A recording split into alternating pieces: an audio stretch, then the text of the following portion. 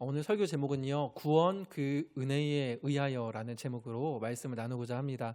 구원 자체가 은혜이기는 하죠. 그리고 구원, 은혜, 요 두 단어가 오늘 본문의 핵심 되는 단어입니다. 우리 교회 안에서 가장 많이 사용되는 단어가 있다고 한다면 은혜일 겁니다. 전 세계에 약 4,000개 이상의 종교가 있다고 합니다. 이제 어떤 미신과 같은 그런 종교까지 포함하면은 이제 한 1만 개 가까이 되지 않을까 이렇게 추정을 하는 그런 학자들도 이제 있긴 한데요. 근데 그렇게 많은 이 종교 가운데 오직 기독교만이 자격 없는 자에게 주어지는 은혜를 말을 합니다. 근데 은혜와 비슷한 또 단어들이 있죠. 뭐 자비 이런 이제 말들이 있는데, 그러나 이제 그러한 종교들에서 말을 하는 이 자비는 기독교의 은혜와는 많이 다릅니다. 예를 들어서 이제 자비를 말을 하는 그런 곳에서는 어떤 열반, 해탈, 이게 이제 기독교에서 말을 하는 구원과 비슷한 이제 단어이거든요. 그런데 그러한 열반이나 해탈에 이르기 위해서는 수행이나 어떠한 행위가 조건으로 붙습니다.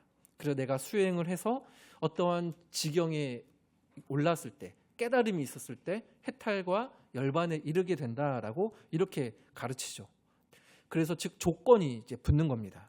그러나 기독교의 구원은 어떠한 조건도 붙지 않고 오직 은혜로만 이루어지는 것이 우리 기독교의 구원입니다. 그래서 약 500년 전에 성경에서 말을 하는 이 은혜라는 이 한 단어에 자신의 인생을 걸었던 사람들이 있었어요. 바로 한 번쯤은 들어보셨을 루터라는 이러한 사람과 같은 종교 개혁자들이 이 은혜라는 단어 하나에 자신의 인생을 걸었었습니다. 그래서 그 이후에 그러한 종교 개혁자들의 신앙 고백을 또 후대의 또 믿음의 어떤 또 그 선배들이 그런 것들을 잘 요약해서 5가지로 정리를 했습니다. 이 5가지가 우리 기독교 개신교의 개신교를 관통하는 핵심인데, 한번 페이지 한번 넘겨주시면 제가 한번 이렇게 참고차 이렇게 PPT에 좀 넣었습니다. 아마 아실 겁니다. 첫 번째부터 영어 저기 라틴어인데 라틴어는 빼고요. 오직 성경, 이거 같이 한번만 읽어보면 좋겠습니다. 같이 한번 읽겠습니다. 오직 성경, 오직 그리스도, 오직 은혜, 오직 믿음, 오직 하나님께 영광. 5가지 다 아멘이시죠.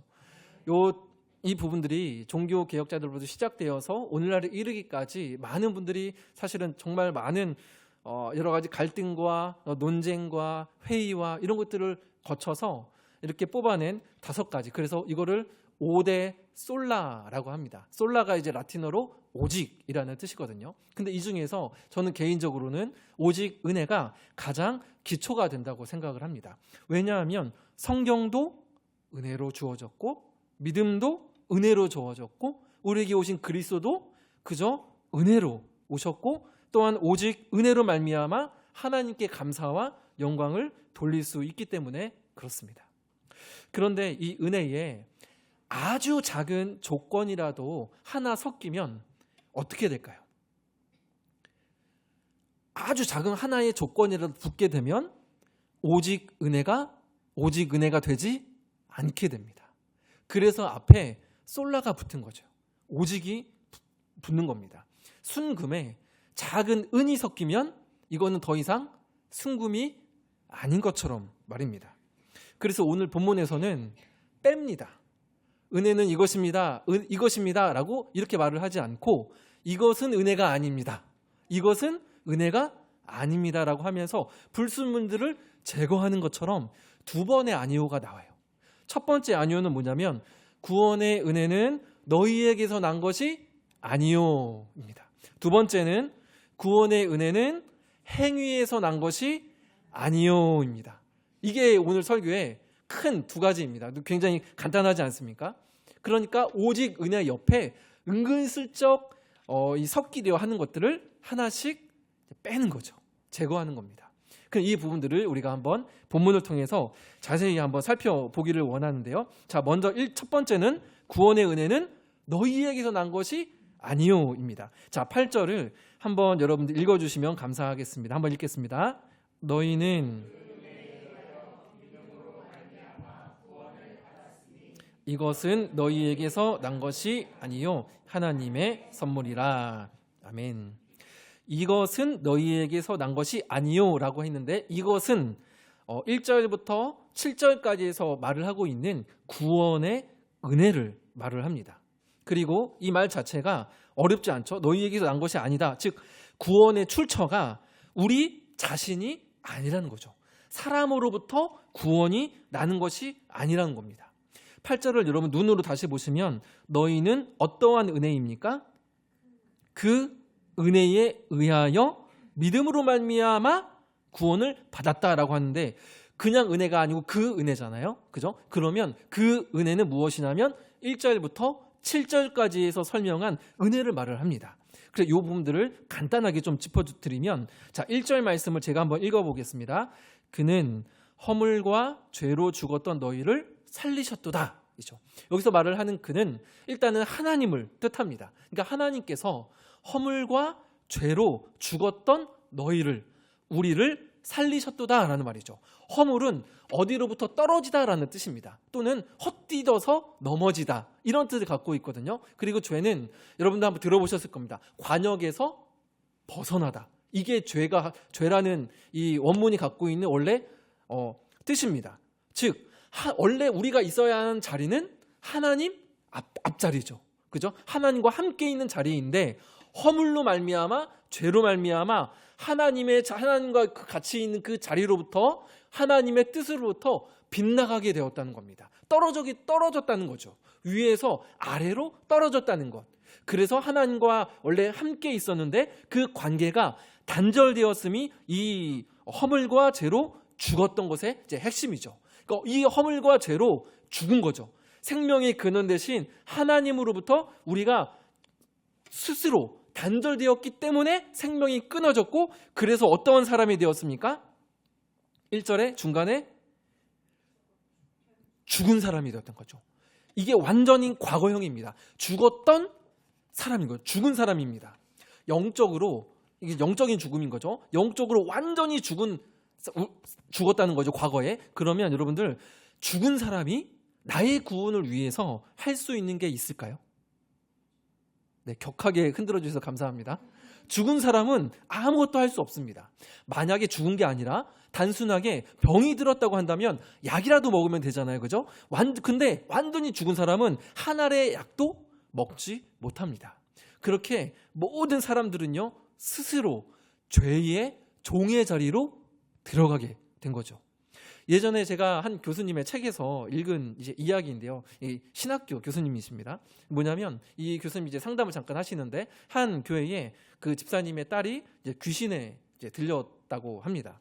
근데 그 딸이 엄마한테 어느 날은 이렇게 말을 했답니다. 엄마, 나를 위해서 기도하지 마. 귀신이 안 떠날 거야. 왜냐하면 내가 불렀거든. 이렇게 이제 말을 했다는 겁니다. 그러니까 딸이 너무 외로워서 제가 책에서는 23수로 봤는데 딸이 귀신을 스스로 불렀다는 겁니다. 그래서 그 이후에 대화도, 그 귀신과 이제 혼잣말로 대화도 하고 이제 이런 일이 있었습니다.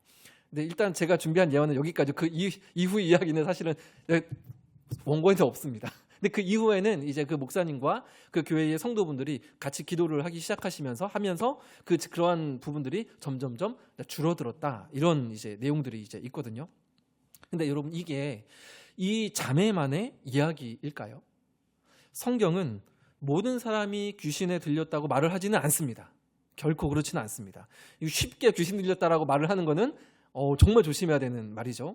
그러나 성경은 그리스도 밖에 있는 사람은요, 모두 다 사망과 사탄의 지배 아래에 있어서 그의 공중권세 잡은 자의 종이 되었다라고는 말을 하죠.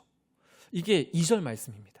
2절을 한번 PPT에 있으니까요, 한번 같이 읽어보겠습니다. 시작. 그때에 너희는 그 가운데서 행하여 이 세상 풍조를 따르고 공중의 권세 잡은 자를 따랐으니 곧 지금 불순종의 아들들 가운데 역사하는 영이라. 여기에 사단을 뜻하는 단어가 두 개가 나오죠. 공중의 권세 잡은 자, 맨 마지막에 역사하는 영입니다. 그래서 그 죽음에, 사단에게 종노릇하게 된 신세가 영적으로 죽은 우리인 거죠.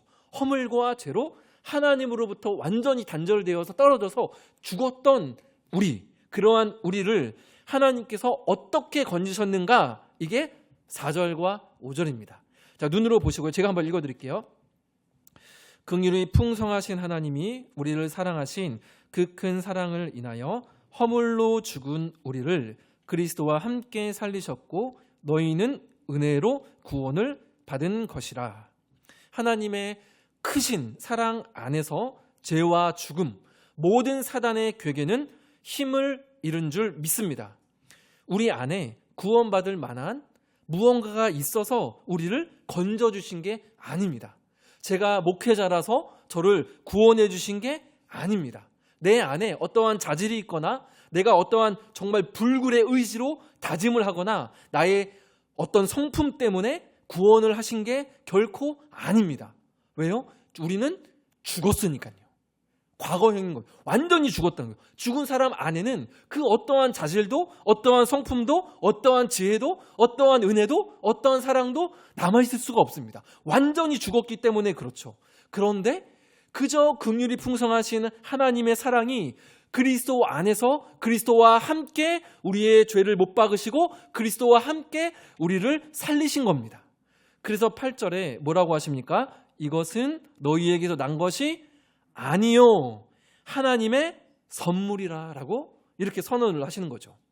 그래서 여러분들 구원받은 사람의 특징이 하나 있다고 한다면 겸손입니다. 왜 그럴까요? 나에게는 구원받을 만한 어떤 자질이 아무것도 없는데 그저 은혜로 나에게 오셔서 나를 살리셨기 때문에 그렇습니다. 그러니까 겸손할 수밖에 없는 거죠.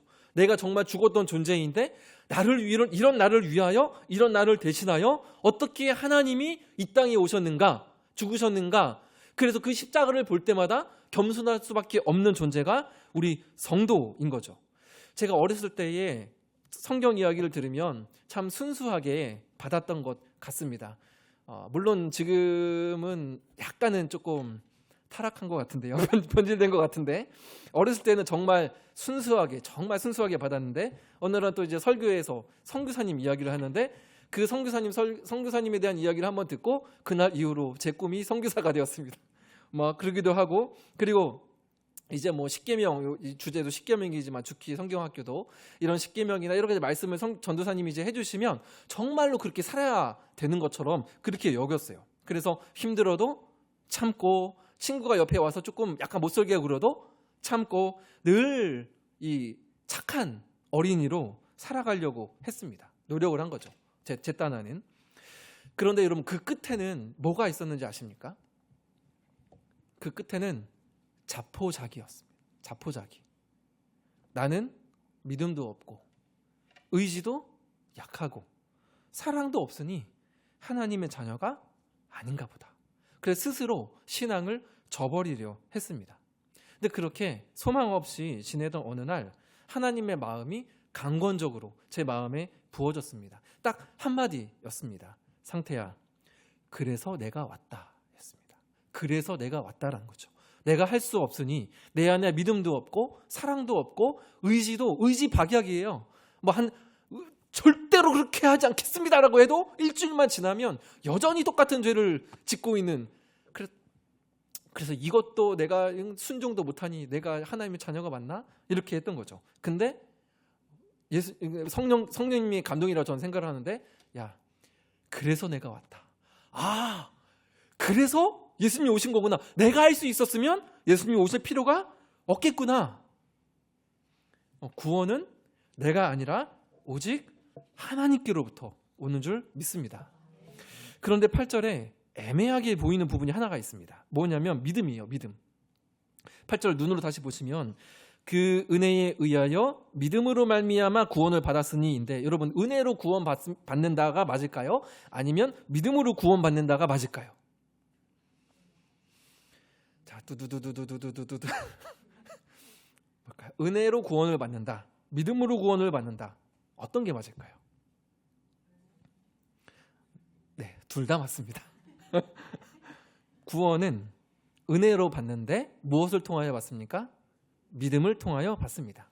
그래서 by grace, 은혜로 말미암아 through faith, 믿음을 통하여. 이게 또 저희 기독교 신앙의 중요한, 많은 또 믿음의 신앙의 어떠한 그런 분들이 많이 썼던 단어이죠. by grace through faith. 그런데 믿음은 또한 은혜 안에 속합니다. 자, 예를 한번 제가 들어볼게요. 제가 물에 빠져서 막 어프 허우적 거리고 있습니다. 그걸 본 깜짝 놀란 우리 저희 이재규 집사님께서 저에게 목사님 하면서 밧줄을 착 하고 던져주셨습니다. 그래서 저는 그 밧줄을 딱 잡고 살아나왔습니다. 자, 그러면 제가 살아난 건 집사님께서 밧줄을 던져서입니까? 제가 밧줄을 붙잡아서인가요? 둘 다 맞죠. 둘 다 맞습니다. 자, 그런데 무엇이 먼저죠? 그렇죠. 이재규 집사님께서 밧줄을 먼저 던져주신 게 먼저입니다. 밧줄이 제게 던져지지 않았다라고 한다면 제가 무슨 수로 그 밧줄을 잡을 수가 있겠습니까? 우리에게 이루어진 구원이 바로 이거죠. 은혜가 밧줄이고 믿음은 그 밧줄을 붙잡는 손, 즉 통로입니다. 근데 여기에서 한 걸음만 더 생각을 해보면 물에 빠진 저는 살아있었잖아요. 어프 막 하고 있었잖아요. 근데 성경은 우리 상태에 대하여서 우리는 영적으로 어떤 사람이라고 진단을 했습니까? 완전히 죽은 사람이라는 거죠. 죽은 사람이 밧줄을 잡을 수 있습니까? 없죠. 때문에 하나님은 죽어있던 우리를 먼저 거듭나게 하시고 그 손에 붙잡을 힘, 믿음도 주신 겁니다. 그러니 믿음도 하나님의 선물인 것이죠. 믿음 또한 은혜의 영역 안에 있는 겁니다. 이 부분을 증거하는 구절들이 몇 구절이 있는데 빌립보서 말씀만 한번 볼게요. 1장 29절 같이 한번만 읽겠습니다. 그리스도를 위하여 너희에게 은혜를 주신 것은 다만 그를 믿을 뿐 아니라 또한 그를 위하여 고난도 받게 하려 하심이라. 아멘. 너희에게 무엇을 주신 것은?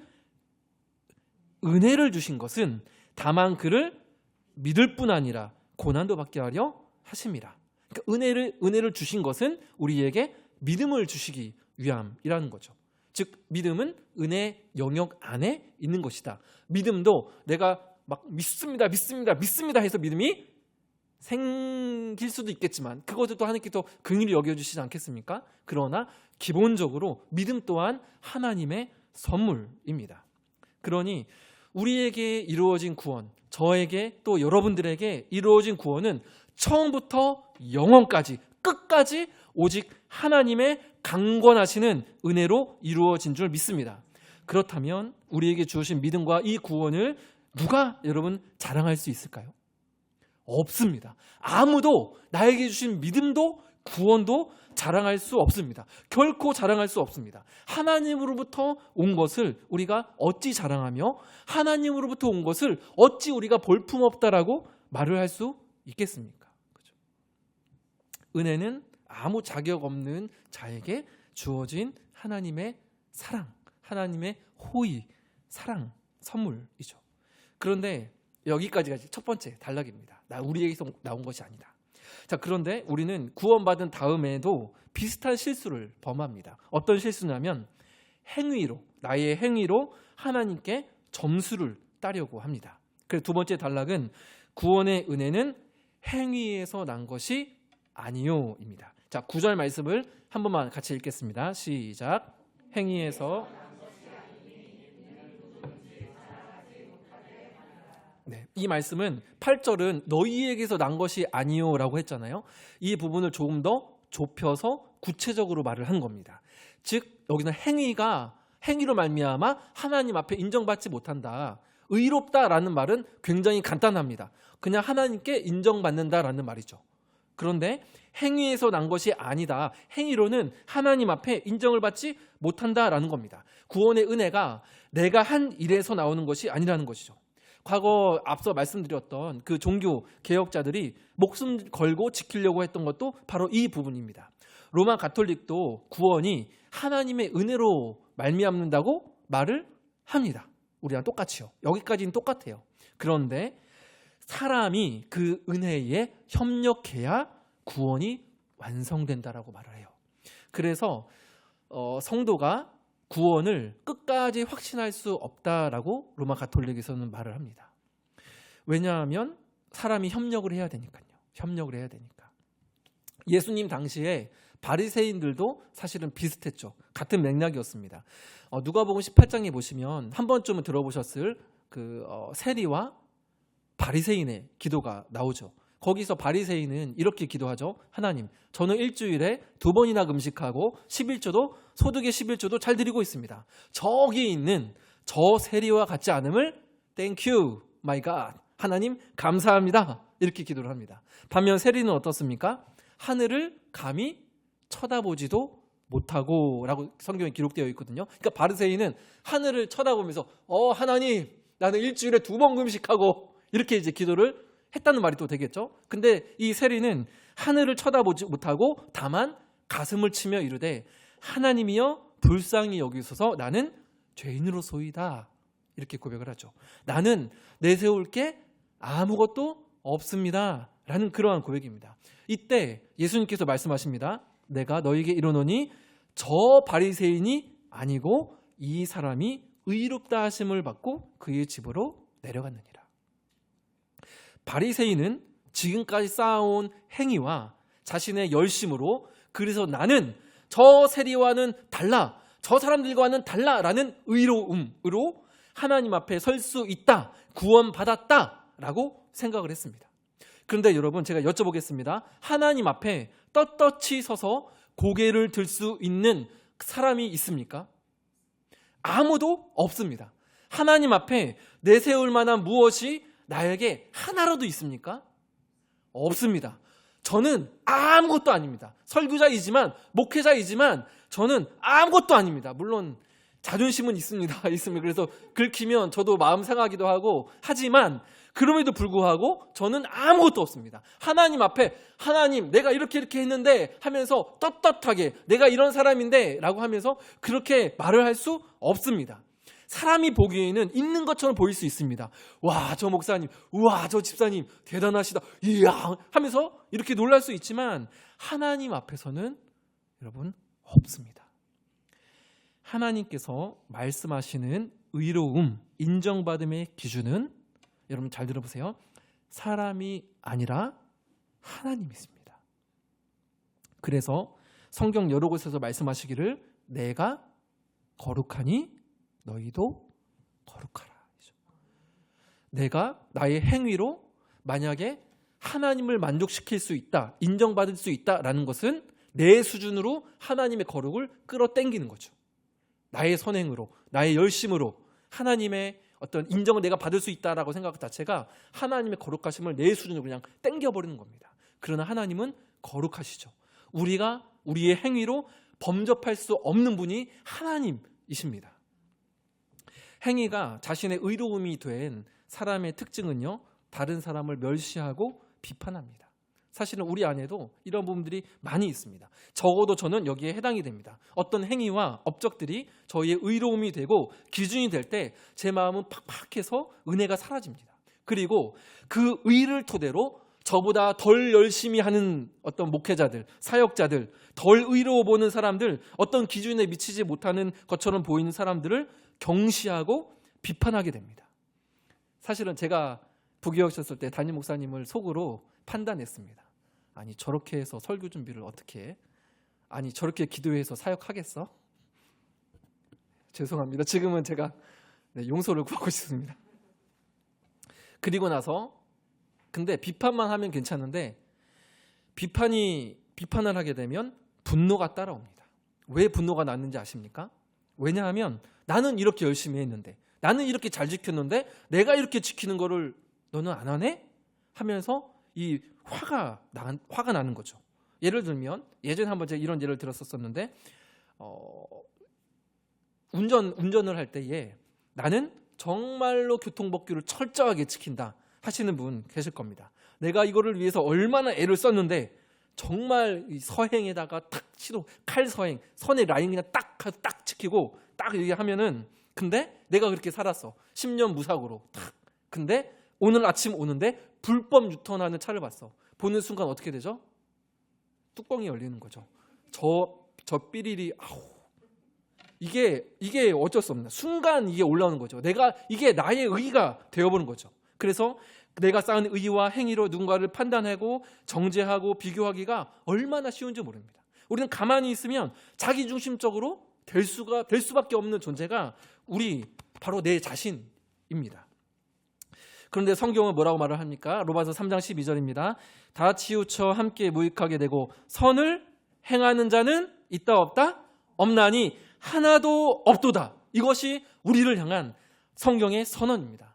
우리의 그 어떠한 행위도 구원의 근거가 될 수 없습니다. 하나님께 다다를 수 없습니다. 그래서 우리는 여러분 누가 필요합니까? 예수 그리스도가 우리에게 필요합니다. 나를 대신하여 십자가 형벌로 죽으시고 부활하심으로 모든 믿는 자의 의로움이 되신, 우리의 거룩함이 되신 예수님이 우리의 유일한 구원의 소망인 줄 믿습니다. 그래서 고린도전서 1장에 보면은요, 정확하게 이 부분을 말씀을 하고 계세요. 한번 페이지 넘겨주시겠어요? 한번 읽어볼까요? 30장 한번 읽어주세요. 너희는 하나님으로부터 나서 그리스도 예수 안에 있고 예수님 하나님으로부터 나와서 우리에게 지혜와 의로움과 거룩함과 구원함이 되셨나니. 그죠? 다 나오죠. 지혜와 의로움, 인정받음과 거룩함과 구원함이 누구로부터 우리에게 주어졌다고요? 예수로부터. 그죠? 예수로부터. 31절 또 넘겨주세요. 또 읽겠습니다. 기록된 바 자랑하는 자는 주 안에서 자랑하라 함과 함께 가게 하려 합니다. 이 뜻이죠. 주 안에서 자랑하라. 하나님께서 이루어졌으니 그것은 우리가 자랑할 수 있죠. 그러나 그리스도 밖에 있는 것을 우리는 자랑할 수 없죠. 그리스도 밖에 있는 것, 내가 스스로 쌓아 올린 업적, 의로움, 이것은 우리의 자랑이 결코 될 수 없다는 겁니다. 그래서 오늘 본문 9절 하반절에도 말씀하시기를 이는 누구든지 자랑하지 못하게 함이라. 내 자신에게서 구원이 나올 수 없고 나의 행위로 구원의 은혜를 얻을 수 없으니 누구도 자랑하지 못하기 위함이다라는 것입니다. 하나님은 우리가, 저와 여러분들이 자랑할 틈을 조금도 남겨두지 않으셨습니다. 우리에게 남은 자랑은 오직 우리의 의로움이 되신 예수 그리스도 뿐이십니다. 여러분, 그런데 이렇게 말씀을 드리면, 그런데 목사님 자랑할 것이 정말 목사님 그렇게 말씀대로 하나도 없으면 우리 인생이 초라해지지 않습니까? 자랑도 좀 하면 안 되나요? 자랑할 것이 초라해지지 않을까요? 하실 수 있지만 아닙니다. 오히려 초라해지는 게 아니라 오히려 자유로워집니다. 오히려 자유로워져요. 갈라디아서 5장 1절입니다. 한번 읽을게요. 시작. 그리스도께서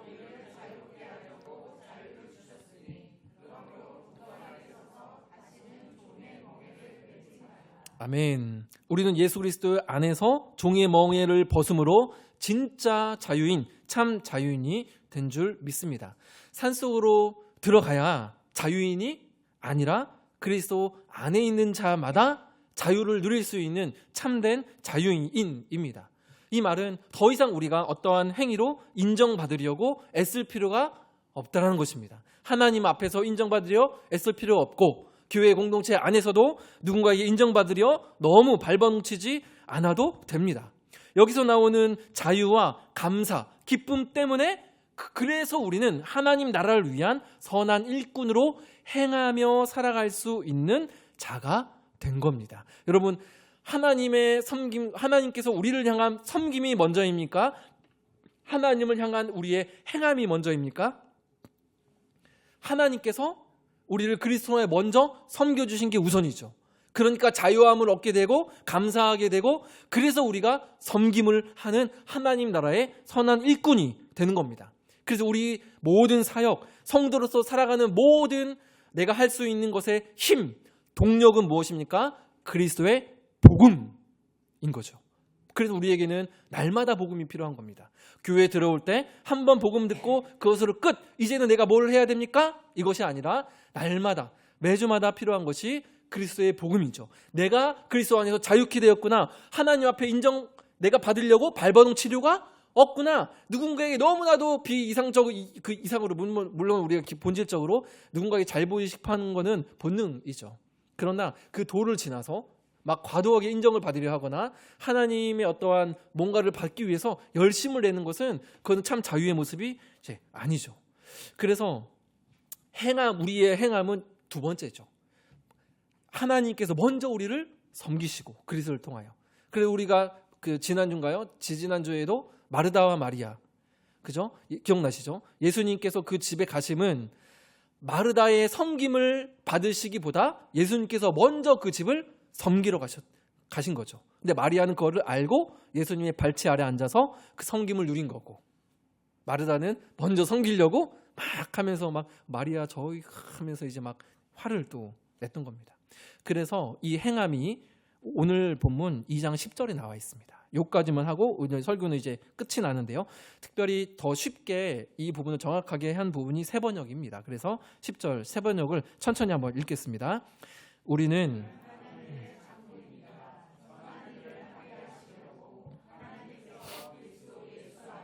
우리를 만드셨습니다.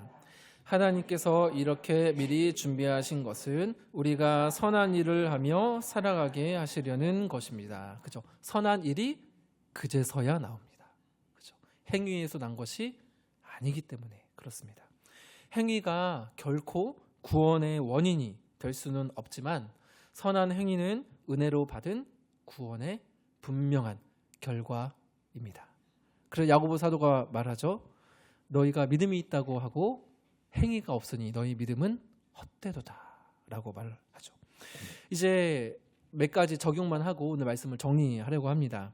오늘 말씀에 근거해서 그러면 우리는 어떠한 삶을 살면 좋을까요?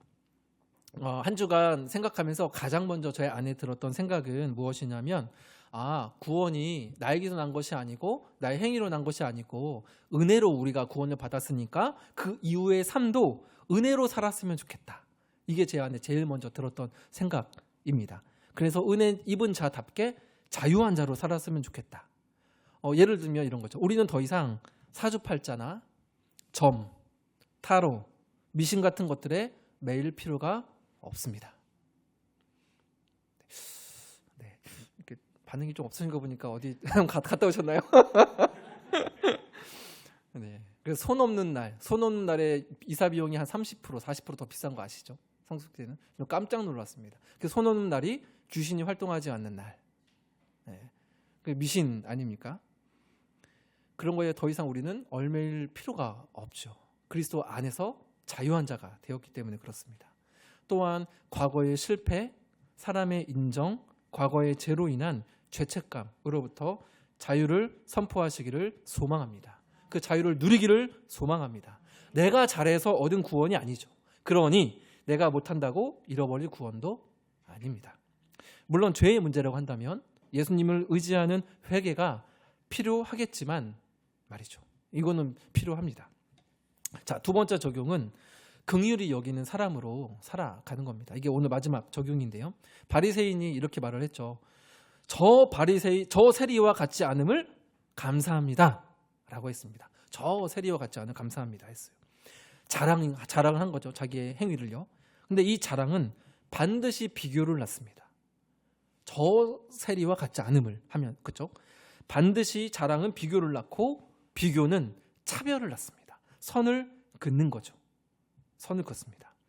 그러나 내가 정말로 어떠한 사람인 줄을 아는 사람, 내가 정말 내 안에 선한 것이 아무것도 없음을 아는 사람, 은혜 받을 자격이 나에게는 전혀 없는 자임을 아는 사람은요, 타인을 비난하거나 내려다볼 수 없습니다.